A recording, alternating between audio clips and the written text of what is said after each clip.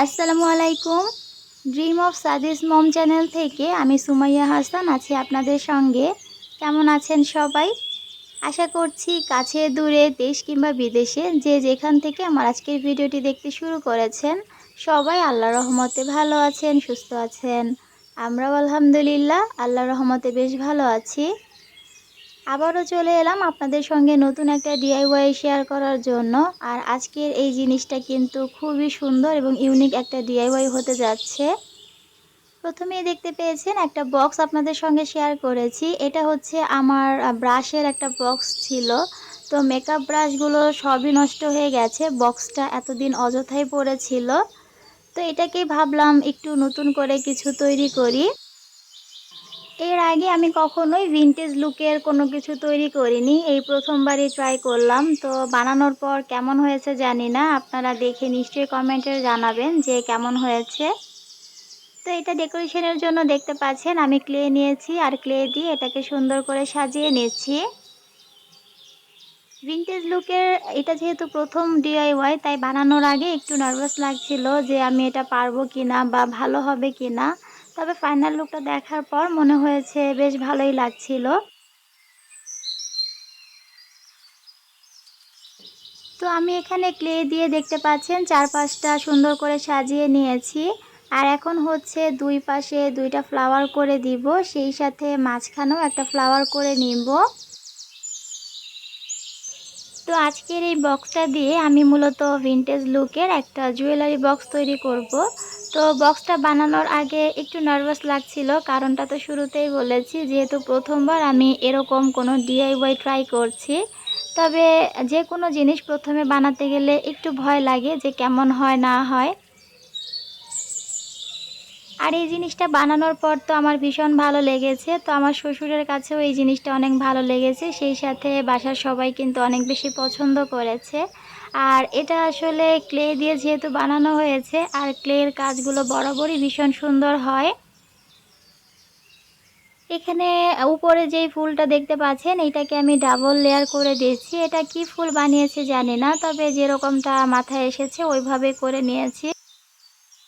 তো আজকে আসলে মনোযোগ দিয়ে সেরকমভাবে ভয়েসটা দিতে পারছি না, কারণ মনটা একটু খারাপ, যার কারণে ভয়েসটা এলোমেলো মনে হচ্ছে।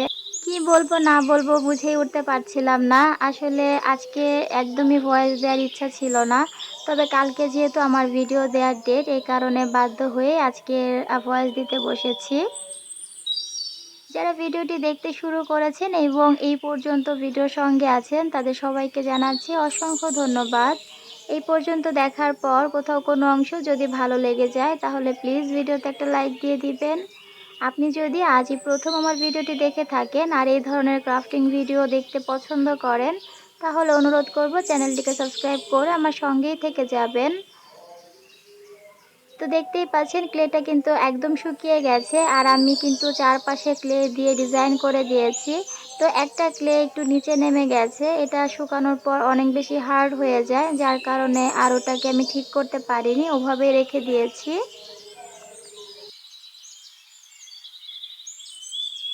যেহেতু এই জুয়েলারি বক্সটা আমি একটু ভিন্ন রকম তৈরি করতে চাচ্ছি, কিছুটা অ্যান্টিক টাইপের হবে, এই কারণে পুরোটাকে কালো করে নিচ্ছি।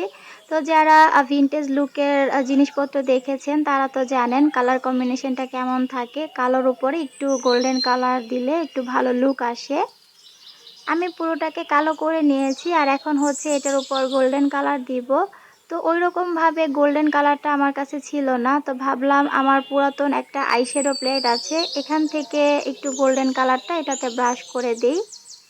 তো প্রথমে যখন ব্রাশ করে দিচ্ছিলাম তখন বেশ ভালোই লাগছিল, তবে দুর্ভাগ্যবশত এই জিনিসটা হাতে উঠে আসছিল। এটা যেহেতু কালার না, এই কারণে ভালোভাবে বসছিল না, হাত দিলেই উঠে আসছে, মানে হাতে লেগে যাচ্ছে। তো পরে মনে হলো এটা দিয়ে আসলে হবে না, এখানে কালার টাইপের কিছু দিতে হবে। প্রথমে ব্রাশ দিয়ে ট্রাই করেছিলাম, দেখতে পাচ্ছেন চারপাশটা কিন্তু ছড়িয়ে গেছে, এই কারণে আমি পরবর্তীতে হাত দিয়ে দিচ্ছিলাম। আর হাত দিয়েই আমি পুরোটাকে কভার করে নিয়েছিলাম, দেখতে বেশ ভালোই লাগছিল। তবে ওই যে বললাম এটাকে ধরা যাচ্ছিল না, হাতে লেগে যাচ্ছিল। যার কারণে পরবর্তীতে আমি সিলভার কালারের যে আফসান কাপড়ে ব্যবহার করা হয় সেটা দিয়ে করে নিয়েছি। গোল্ডেন কালারের আফসানটাও আমাদের বাসায় ছিল, তবে ওইটা একটু নষ্ট নষ্ট হয়ে যাচ্ছে, এই কারণে ওইটা আর ব্যবহার করিনি, সিলভারটাই দিয়েছি।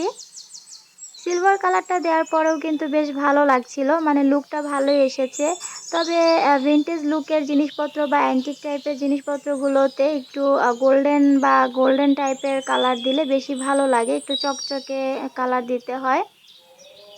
তারপরও আমার কাছে মনে হয় কিছুটা অন্তত হয়েছে। আপনাদের কাছে কেমন লেগেছে অবশ্যই কমেন্ট করে জানাতে ভুলবেন না।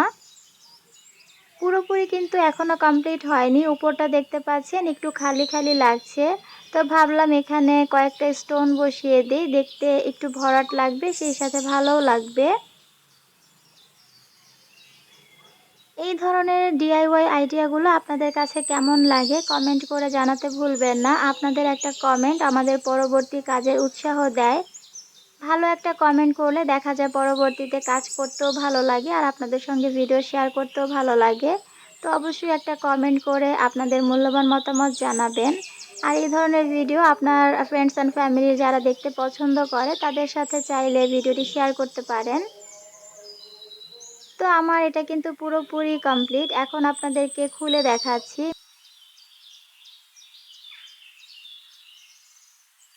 এটা আমি বানিয়েছি মূলত আমার ননদের জুয়েলারি রাখার জন্য, মানে ওর জন্যই এটা তৈরি করা।